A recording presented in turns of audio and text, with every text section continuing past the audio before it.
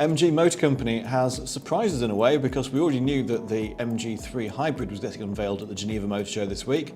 You can watch the video we did about that here. But also MG brought along some of its other cars from around the Chinese infrastructure. So SAIC Motors, which owns MG, also owns some other brands called Rising Auto and IM.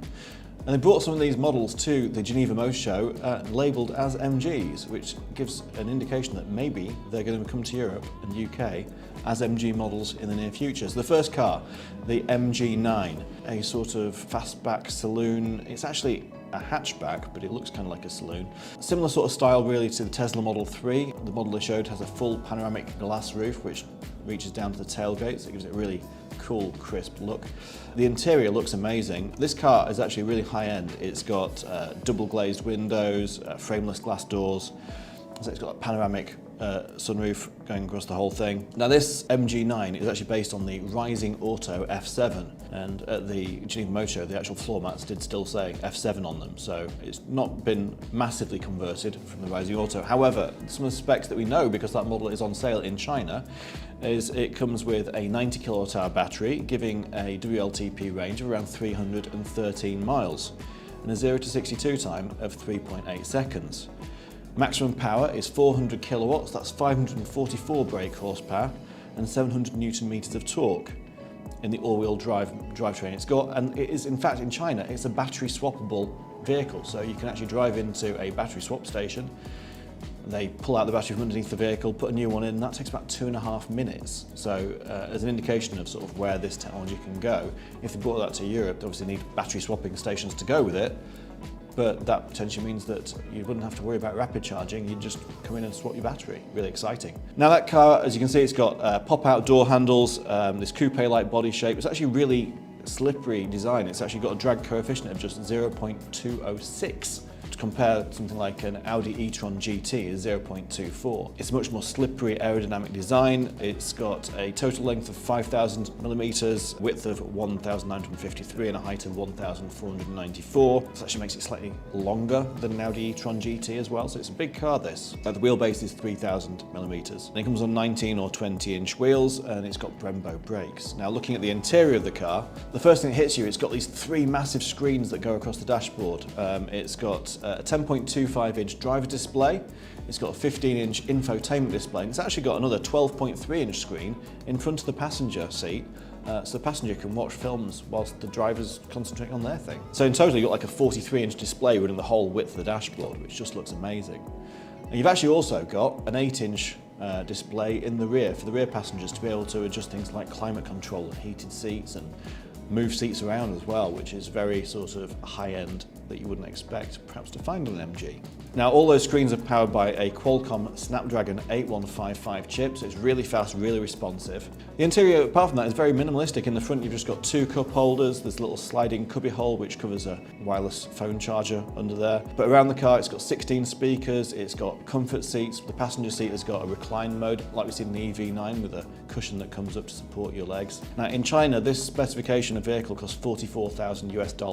I suspect when it comes to the UK, by the time it's been converted to right-hand drive and the import taxes have been paid, you're probably looking at close to £50,000 to £60,000. So around the sort of ballpark figure that we think that the MG Cyberster will be when it's put on sale this year in the UK.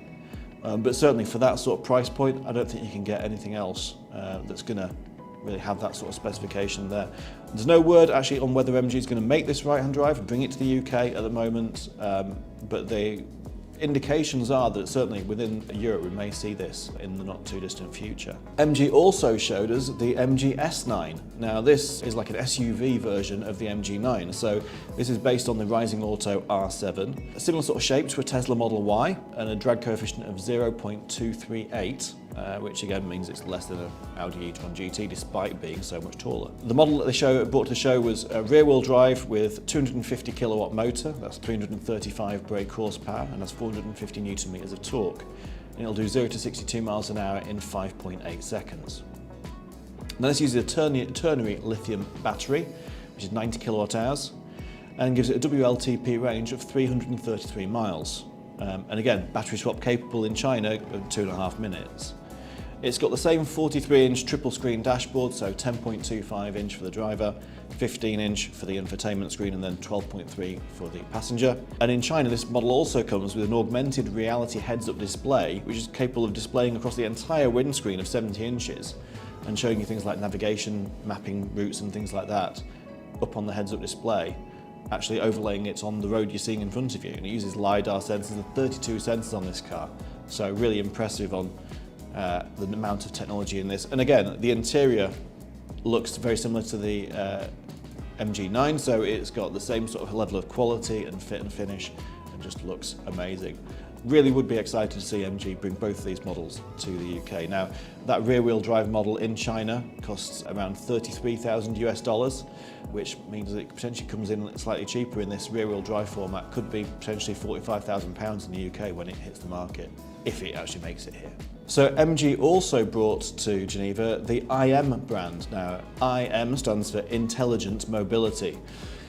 And that's their new brand that they started in the last sort of 12 months over in China. SAIC seems to be keen on splitting their brands up into lots of different things for different names for different segments. I think in Europe they may well go under the MG banner for everything, because MG is such a well-known brand, obviously 100 years of heritage with the MG brand in the UK this year, which means that probably most people would recognise it and know the brand, rather than if they brought out IM. They'd have to do all the marketing to go with that as well. Now, the two models we bought, the IM L6 and the IM LS6. Now, the L6 was shown for the first time at the Geneva Motor Show, and the first time it's been seen anywhere in the world. Now, will come with potentially two battery packs. There'll be a 75 kilowatt hour lithium-ion battery pack, which will give 372 miles of range, which in itself is impressive. Or they'd also have a 100 kilowatt hour solid-state MOSFET battery. Now, MOSFET technology basically means using little transistors to store power electronically on a chip rather than having it chemically in a battery. Now, this 100 kilowatt hour solid-state battery claims up to 497 miles of range. And it's got a 900 volt architecture capable of charging up to 395 kilowatts. To put it into context, the fastest Teslas charge around 250 kilowatts. So potentially we're talking about adding 200 kilometers of range, that's about 120 miles, in 5 minutes, which I think is sort of groundbreaking, breathtaking, world-changing for EVs really. So MOSFET solid-state battery technology is what the sort of holy grail of what all car manufacturers are heading towards. Potentially when you've got a car that'll do 500 miles on a single charge, and it'll charge in sort of 15-20 minutes on a capable charger. I think that's pretty groundbreaking. It means that it opens up electric vehicles to a whole new demographic. They expect it to be a rival for the Tesla Model 3 when it comes to Europe in the first half of 2025. So little over 12 months from today. And they expect it to start around Tesla Model 3 money, so around sort of £40,000 for that entry-level model with a smaller battery pack. Size-wise, I'll put this on the screen, it's 4931 by 1960, 1474 tall. The wheelbase is 2950 millimeters, so slightly smaller than that MG9 we've just seen. Now, they offer this with either rear-wheel drive with 216 kilowatts of power, or there's an all-wheel drive model with 379 kilowatts motor at the rear and a 200 kilowatt motor at the front. Now, to put that into brake horsepower, that means it's got 508 brake horsepower on the rear axle and 268 brake horsepower on the front axle, making a total of 776 brake horsepower. 776 horsepower, that's ridiculous numbers. But potentially, yeah, you're going to accelerate forwards very, very quickly. So no official number on 0 to 60 time yet, but expect it to be sub 3 seconds and a real sort of, yeah. Don't like making the comparison with Tesla, but we do because it's the biggest electric brand out there really that people have heard of. It's definitely going to be up there as being touted as a Tesla killer. And the LS6 is the SUV version of the L6, looks quite similar. Again, the colours that they had on show were not perhaps the best ones for showing off the lines of the body, but it stands out. What do you think about these cars? Would you like to see them in an MG showroom near you within the next 12 months? Let us know in the comments below. Please like this video. Subscribe to our channel because it means you get notifications when new stuff like this comes out, and when we have more news we'll bring it to you. Thanks for watching and have a great day.